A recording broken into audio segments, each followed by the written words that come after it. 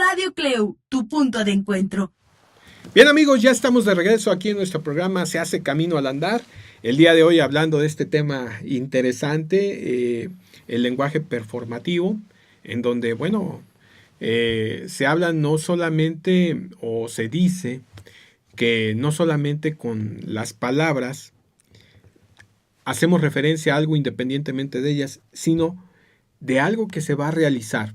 No como una cuestión de declaración solamente, sino de algo que en la realidad tiene un procedimiento para que se verifique y que además somos los competentes para hacerlo. Por eso Austin, cuando habla del acto ilocucionario, dice que consiste en la realización de un acto al decir algo, como opuesto a la realización de un acto de decir algo. Es decir, con este acto ilocucionario, no solamente lo dices, sino lo que viene como consecuencia y efecto es que vas a realizar lo señalado, lo prometido. Y también habla del acto perlocucionario, que consiste en producir ciertos efectos subsiguientes a los sentimientos, pensamientos o acciones del auditorio o del hablante o de otras personas. Es decir, todo lo que vas a generar a partir del cumplimiento de tu promesa. Así es, amigo. Para Austin, pues decir algo es hacer algo. Y al decir algo, hacemos algo. Incluso porque decimos algo, vamos a hacer algo. Decía Austin que denominó el acto de decir algo en este sentido normal y completo, amigo. Es decir, la realización de un acto locucionario dentro de la locución que va a distinguir tres actos. El acto fonético. El acto fonético es el acto de emitir ciertos ruidos, ¿no? El acto fáctico, que es la emisión de ciertos vocablos o bien palabras.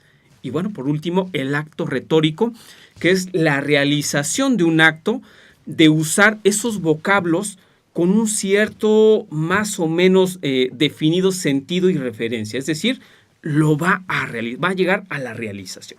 Efectivamente, y en ese sentido ya después es cuando habla del acto ilocucionario, que consiste en decir algo que se va a hacer, ¿no? Y del perlocucionario, que consiste en los efectos que va a dejar este acto en los sentimientos, pensamientos o acciones tanto del auditorio o como del hablante. Claro, y es que de acuerdo con Habermas, mientras la acción va a implicar esta intención, esta intencionalidad del sujeto, que va a ser dirigida, que va a ser orientada por estas reglas intersubjetivamente reconocidas y que van a ser susceptibles de ser puestas en tela de juicio, amigo, el comportamiento va a designar el cumplimiento de una norma anteriormente establecida y que va a ser observada o que va a ser observable como tal. En tanto al sujeto, un agente va a coincidir prácticamente con lo que ella va a establecer. Así, el comportamiento, así las regularidades, amigo, de estos comportamentales van a ser observadas, mientras que estas acciones pueden ser entendidas. De tal modo, es la categoría de sentido lo que va a establecer esta distinción entre estos modos de experiencia.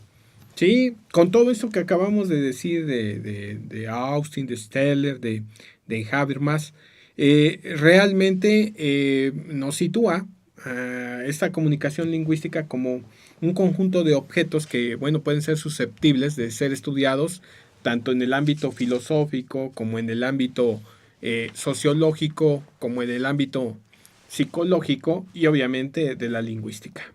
Claro, tomar esta perspectiva subjetivista nos va a permitir entender este significado, ¿no? de cierto conjunto de acciones que van a ser lingüísticamente mediadas, ¿no?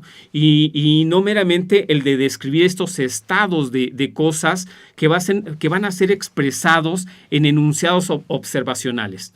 Si bien esa estrategia va a implicar un posicionamiento hermenéutico en vistas de esta explicación o de esta interpretación de cursos, de acción que van a ser lingüísticamente mediados y por lo tanto esta interpretación, amigo, y esta explicación de estas racionalidades que van a ser subyacentes no se van a agotar en él. Muy bien, amigo. Fíjate, ahorita estaba viendo que ya nos están cortando la luz. Están cortando la luz. Bueno, y pues realmente siguiendo con este aspecto del lenguaje, fíjate que es una cuestión muy interesante porque nos habla de pasar también a una teoría de los comportamientos, ¿no? Es decir, todas nuestras interacciones estructuradas en términos de sentido. ¿Cuál es la intención que tenemos al momento de efectuar el acto del habla? ¿Hacia dónde queremos dirigirnos? Y eso, pues sin duda es muy importante porque con ello, al estructurar un mensaje, no solamente es descriptivo, sino que también implica un comportamiento, una acción de nuestra parte. Sí, bueno, entonces esta teoría del acto del habla, amigo, nos va a señalar que se deben darse dos instancias o bien dos condiciones mínimas para que haya este trasiego informativo. La primera es tomar como supuesto básico que el hecho comunicativo no debe de buscarse en el símbolo, es decir, esta palabra o esta oración, puesto que va a exceder a cada uno de ellos. Y es que para articularse o para estructurarse debe de existir ciertas reglas que son condicionantes. La segunda, bueno, pues es reconocer una cierta intencionalidad. ¿De quién? De este agente comunicador, amigo, que va a ser susceptible de ser interpretado por el receptor. Efectivamente, esto que dices, bueno, pues nos lleva a comprender la importancia que tiene la comunicación y que no es nada más el puro punto de vista objetivista en donde ya nos plantean toda la estructura, todo el circuito del habla. Así es. ¿No?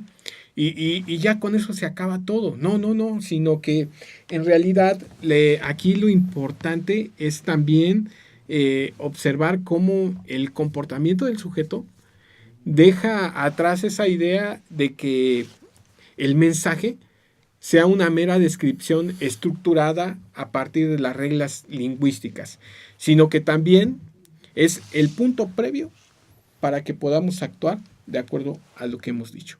Así es, y es que todas estas expresiones performativas, amigo, no son ni verdaderas ni falsas, sino de acuerdo al lenguaje de Austin, bueno, van a ser acertadas o bien desacertadas según el caso.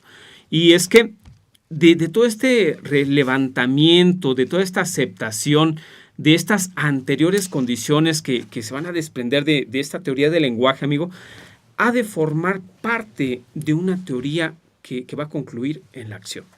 Efectivamente, porque mira, no solamente el lenguaje es una cobertura simbólica de nuestras acciones, es decir, decimos prometo y cumplo. Y está esa cuestión ahí cubriendo simbólicamente lo que piensas es, sino que además son constituyentes de tu acción.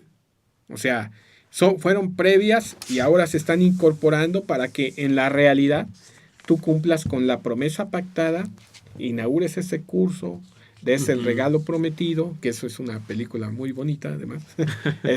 Pero la intención es de que no solamente representan simbólicamente tu acción, las palabras, sino que la constituyen. O sea, es la manera de que se efectúe en la realidad.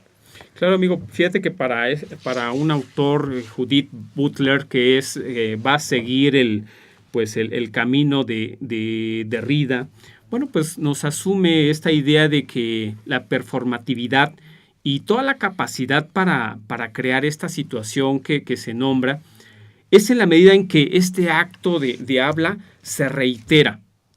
Es decir, oficia de sedimento, donde fíjate que el aspecto ritual y esta capacidad performativa del lenguaje van a instalar estos efectos ontológicos, en donde pues van a analizar al género como una norma.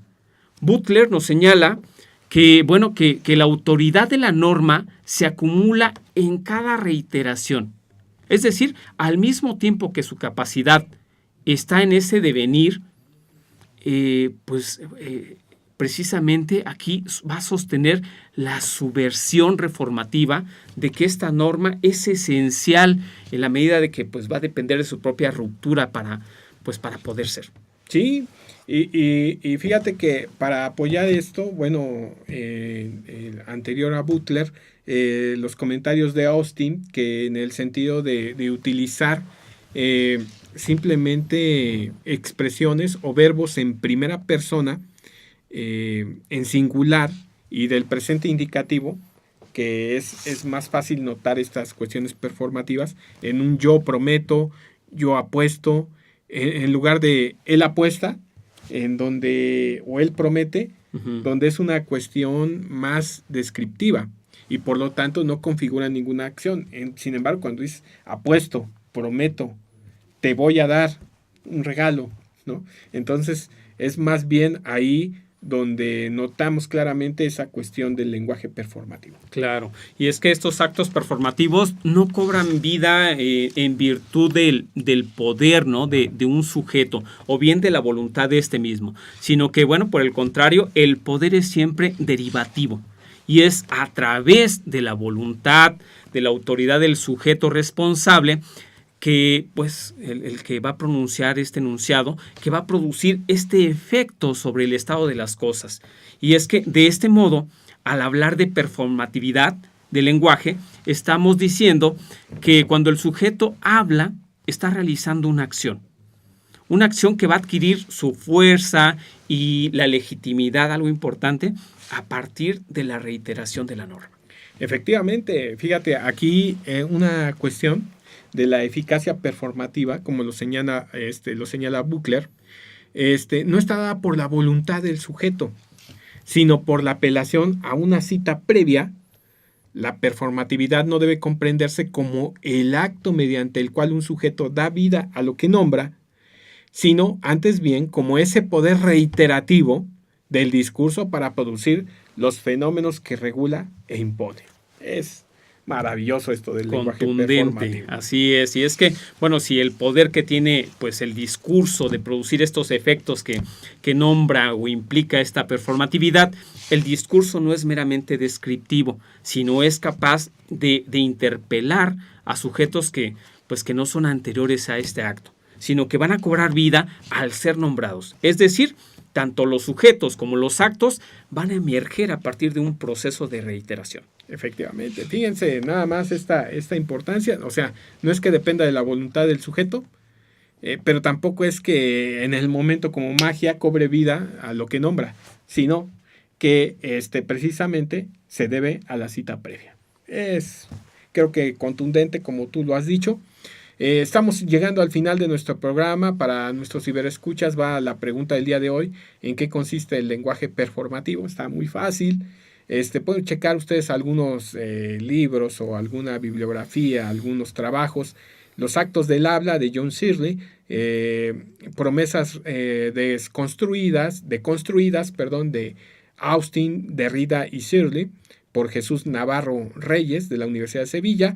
Discurso, performatividad y emergencia del sujeto, un abordaje desde el postestructuralismo de María Virginia Morales, y cómo hacer cosas con palabras de Austin.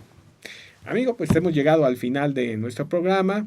Les recordamos las redes sociales una vez más. Claro que sí, amigo. En Facebook nos encuentran como Radio Cleu. Nuestra página, consulte nuestra página cleu.edu.mx/radio. En Instagram, Cleu Universidad. En YouTube nos pueden encontrar como Radio Cleu. Nuestra línea de cabina 22 26 62 49 46. Un mensaje, una llamada. Amigo, como cada lunes, un placer acompañarte en la conducción. Nos vemos por aquí el día miércoles en La Huella en el Tiempo. Así es, amigo. Un agradecimiento a todos nuestros ciberescuchas e invitarles a que continúen con nosotros. El liderazgo se encuentra aquí en Radio Cleu, en Se Hace Camino al Andar.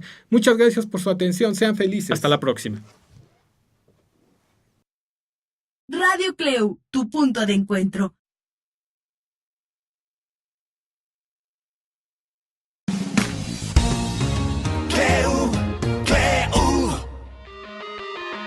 Se hace camino al andar.